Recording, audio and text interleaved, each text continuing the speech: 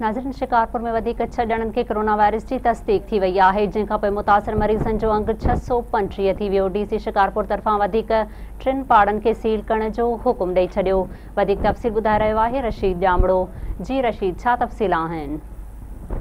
जी, सेहत खाते शिकारपुर पारां अॼु 6 ॼणनि में वधिक कोरोना वायरस की तस्दीक कई वई आहे, जॾहिं त काल सेहत खाते शिकारपुर पारां 87 ॼणनि खां वधिक टेस्ट वरिती वई हुई, जंहिंजा अॼु इहे नतीजा साम्हूं आया आहिनि। ऐं वधीक ॿुधायां त हिन वक़्तु ज़िले शिकारपुर अंदरि कोरोना वायरस मरीज़नि जो जेको मजमूई अंग आहे उहो 635 ते पहुची वियो आहे, जिन में 622 ॼणा मुक़ामी सतह जा केस आहिनि, जॾहिं त 432 ॼणा उन्हनि मां सेहतियाब बि थी चुका आहिनि। जंहिं बैदि बि ज़िले में हिन वक़्तु अञा ताईं कोरोना जे 164 एक्टिव केसनि जो केस अञा मौजूदु आहिनि ऐं जेके पंहिंजे घरनि जे अंदरि आइसोलेट थियल आहिनि। अहिड़ी सूरत हाल बैदि डिप्टी कमिश्नर शिकारपुर शहर जे वधीक चइनि पाड़नि खे सील करण जो नोटिफिकेशन जारी करे छॾियो आहे, जिन में कीड़ी अता मोहम्मद, वागुणोदर, पंजोमल हवेली, झुलण माला शामिल आहिनि।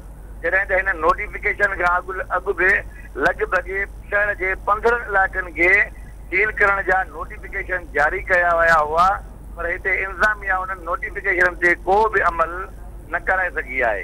जी रशीद, मां जी महिरबानी।